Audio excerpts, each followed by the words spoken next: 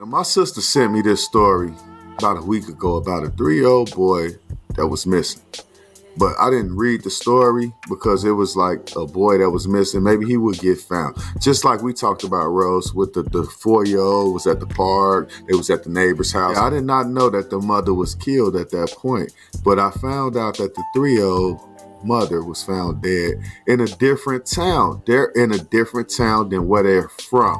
So I'm going to play this story. Police say that this is still a very active investigation, and where I'm standing is where this whole story began a week ago when Major Harris's mother, 25-year-old Mallory Munzenberger, she was found behind a home near 37th and Clark and Alley, just right there in your screen. And what we can tell you is that police say that she died of multiple gunshot wounds, but it wasn't until Saturday police were able to figure out who she was and notify her family. That's when the family notified police that she was last seen with her son, Major Harris. That's when that Amber Alert was issued. The suspect in this case, 20-year-old Jaheim Clark, is dead. He reportedly turned a gun on himself on Sunday as police officers closed in on a home near 41st and Custer. Their efforts weren't in vain because although this is extremely difficult, Major Harris was found.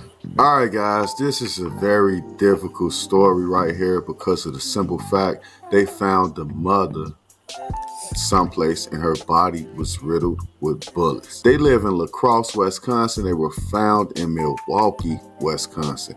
The suspect, the apparent suspect, killed himself. It's too many holes in it. How, like... What? Holes? You're right. Holes. Yeah, but yeah, holes in her, but so... And also the person that's accused of doing it had holes in him. Self-inflicted, apparently. But how did the little boy die? Like, how... They didn't say that, but they didn't say how he died. I would assume that he didn't have to shoot the boy. I would assume he suffocated him, choked him, strangled him. Mm-hmm. You know, I don't think he had to shoot the boy. But the parents, when the police found the body, they called the parents. And the parents let the police know that she was with the boy. Like, where's the boy? You know, me, myself, when I first started my channel, I lost 2 family members to a domestic violence situation. My niece and my nephew was killed on Thanksgiving of last year by a guy. You can search the channel and find the story that I did on it. I also did a story when they caught the guy. But, you know, this right here is, you know, and the reason why I brought that up is because my niece's baby was missing, which happens to be the suspect in the murder, son. So what he did was he dropped the baby off at the police station, and the police luckily found the baby. So he did not kill the baby. But, you know, so I can understand exactly what this is. You know, now, by me saying that, I want to dig into your mind now, Deltrice. It's just too many holes. Like, could it have been a drug deal gone wrong? Could it have been a love triangle? Could it, like, I don't know. And then why involve the baby, or who died first? Was the baby killed first and then the mom, or vice versa? We know the suspect died last, but yeah, I just, it's the story, the way I listened to the story just now, I can't follow it. Rose, what do you think about this particular story? I'm just so sick of the news media. That's why I really don't listen to the news, because the news does not report the news the way it should be reported. Okay. So I saw your version of the story, but I saw it before you brought it here. Okay. And the parents stated that their daughter was coming to Milwaukee, that she kept her life private. Okay. So evidently she didn't want her parents to know what she was doing. And a lot of young ladies do that. Okay. A lot of young ladies do that because they're afraid of what their mom and their dad will say. So they keep those relationships private. So she was coming to see that guy. She had another guy that she had that boy by, the little boy by. I also saw the father of Major Harris, the little boy, the 3-year-old. And I listened to him. And he said the Milwaukee Police Department kept information away from him. Okay. So I got like 2 different perspectives. And the family stated that she was a good girl. She lived for her son, but she kept her life private. So she didn't want her family to know why she was traveling from La Crosse. Now, I'm not familiar with Milwaukee because I ain't never been there. I've been to Chicago a couple of times. I think it's an hour, maybe an hour and a half. She chose to keep that part of her life private from her mama and her daddy. Right. So she did it for a reason. We don't know. We only know that she had a biracial child. We don't know what her parents was. We don't know how they thought. We don't know. We only know what they said. They said she chose to keep her life private. What's the difference between this story and the Gabby Petito story? Because I don't know if you know about this story, but I know that you know about Gabby Petito. Yeah, I don't know about this story either, but the main difference is it's a biracial child involved.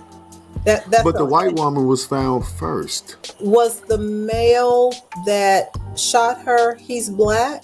Yes. Okay, so back to what I said before. Yeah. So he probably shot himself immediately after, very close after. He probably wasn't going to run far like how Brian did. He didn't have a family to back him up to take him someplace in the woods to go run. He knew he had messed up and he got rid of himself. Did he do the right thing, Rose? Who? The guy, when he killed himself. No, he's a coward. Anybody that can't fess up to what they do, they take the easy way out. All cowards do that. But I will say the father said the Milwaukee Police Department told him, well, we got a tip. We think your son this place. And he said, he told him, I think my boy in that dumpster. He said, this is a cover-up. He said, this is a cover-up. That's what the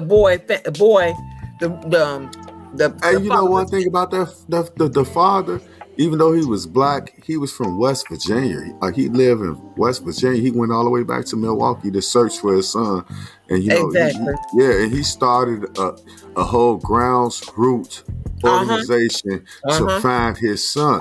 And the internet is tripping on the father because guess what? He looked like famous rapper Boosie Badass, just like him. That was his son. He cared about his son. All right. Yeah, he came from West Virginia or some shit. I know. But the difference between this again is she was a white woman, but she chose to be with people of color. Her story is not going main media like Gabby's. Yeah. And you find all these people, oh, I just had to come and see Gabby. I'm here for Gabby. They travel millions and miles away. And I'm just going, I just don't understand this country. I'm just like, I don't understand. I just don't. I don't get it. I never probably will. But, you know, like I said, John Edwards said it best.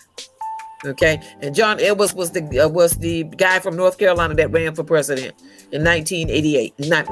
2004. He said, we live in two Americas. And we do. I have nothing else to add.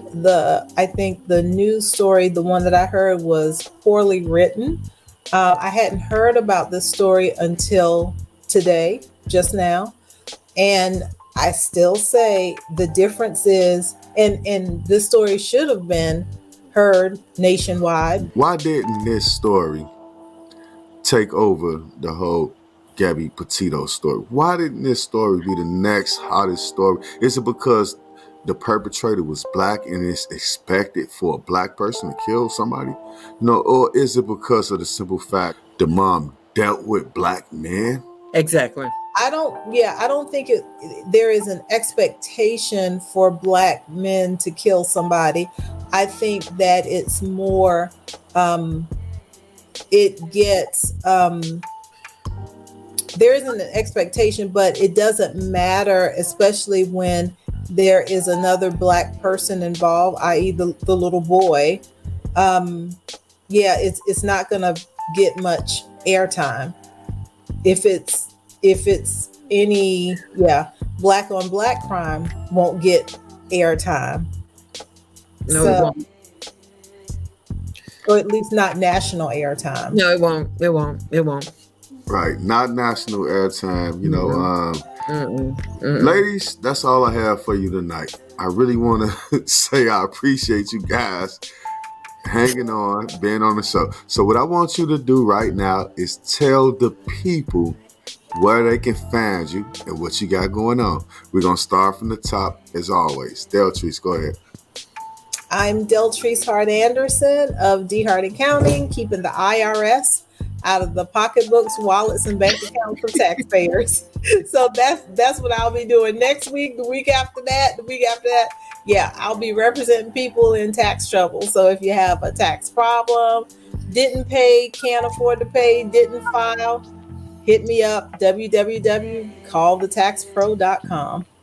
www.callthetaxpro.com. Look, if you get somebody that don't want to tell you their name, it might be me.